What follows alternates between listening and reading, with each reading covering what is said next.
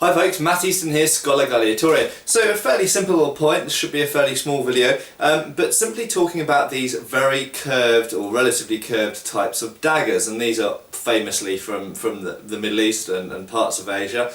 This is, you could call it a jambiya or a Khanjar if it was from India, and these are found mostly in areas with Arabic or Persian influence, but as I mentioned they were also found in India, where a number of Persian weapons found their way to as well.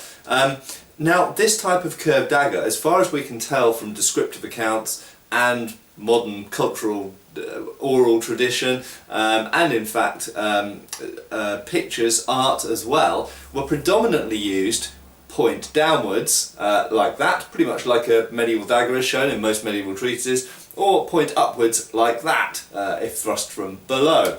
However, I found an interesting thing once a few years ago on a website. I can't remember where the website was or what it was exactly talking about, but it actually showed a picture of this type of, this is actually a Kurdish, so from northern Iraq or perhaps Turkey, a Kurdish type of dagger. They are also found in part Islamic areas of the Balkans as well. But basically saying where this type of dagger, if you hold it this way round, then actually if you essentially lunge with it or thrust with it that way, the point is perfectly lined up to stab, rather than trying to overbend the wrist. If I had a straight blade trying to get the knife on line that way, I can actually naturally adopt a sort of pistol grip effectively and thrust with the point. I've got two main issues with this. Number one, it kind of forgets the fact that when you impact with something, there's an equal and opposite force in the opposite direction. Now yes, this is a pointy object and hopefully it's going to penetrate the target. However, even if it does penetrate, there is always going to be an amount of friction and there's going to be an amount of force coming back in this direction.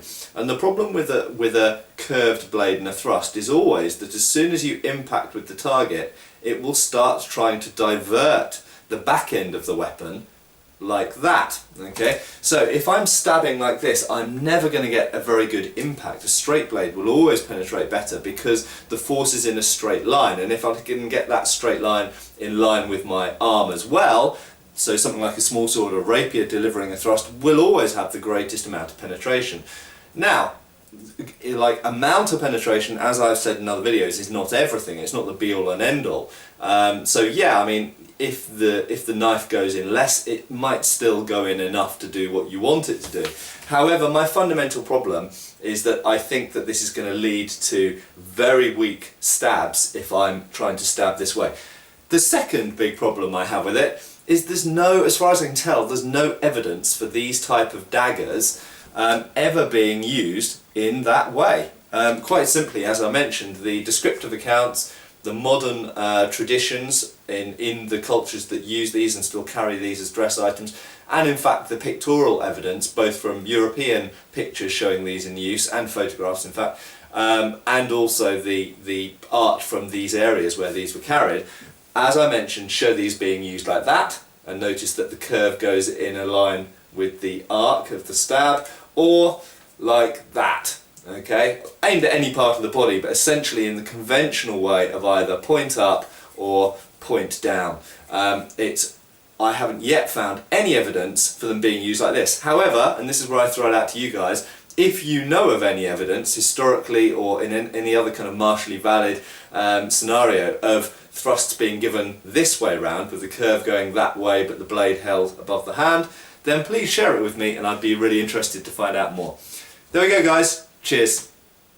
Click subscribe now and also follow us on Facebook.